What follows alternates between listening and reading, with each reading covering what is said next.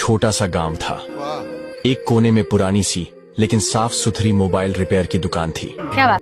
एक दिन दोपहर के वक्त एक झुकी कमर वाला बूढ़ा आदमी कांपते हाथों में एक पुराना मोबाइल लिए दुकान पर आया। दुकानदार ने नम्रता से पूछा, बाबा क्या दिक्कत है फोन में?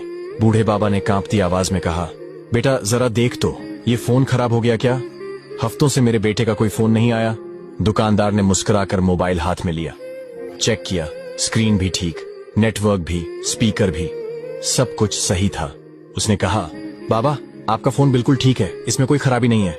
बाबा थोड़ी देर चुप रहे, फिर आंखें झुका लीं और धीरे से बोले, तो बेटा क्या मेरा बेटा ही अब ठीक नहीं रहा? एक सन्नाटा छा गया। दुकानदार के हाथ से मोबाइल धीरे धीरे नीचे सरक गया। उसकी आंखें भर आईं। बाबा ने आंखें पोंछी और बोले, पहले हर दूसरे दिन फोन आता था, अब महीनों हो गए। शायद उसका नया शहर, नई बीवी, नई जिंदगी, उसमें अब बूढ़े बाप के लिए जगह नहीं बची। फिर जेब से एक टॉफी निकाली और दुकानदार को दी।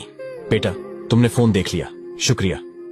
अब मैं चलता हूँ, शायद अगली बार ये मोबाइल ही जवाब दे जाए, तो मैं मान लूं कि मेरी उम्मीद भी टूट गई। बाबा चलते चलते दूर हो गए, लेकिन उस दुकान में एक खामोशी छोड़ गए जो कई घंटों तक टूटी नहीं। दुकानदार का मन बेचैन हो उठा। वह खुद भी किसी का बेटा था।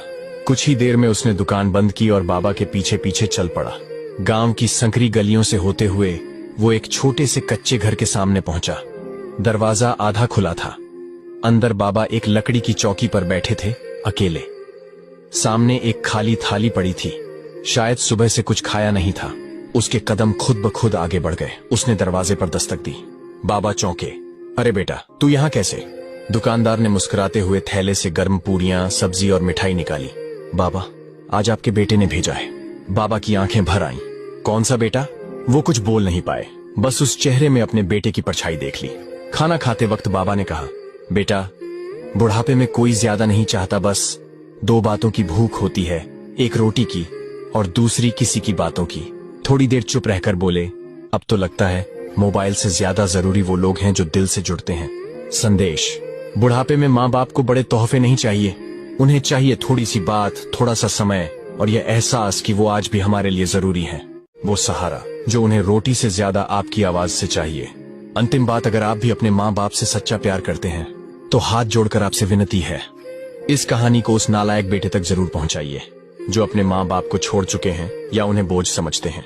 शायद ये कहानी उसे इंसान बना दे। क्या बात है।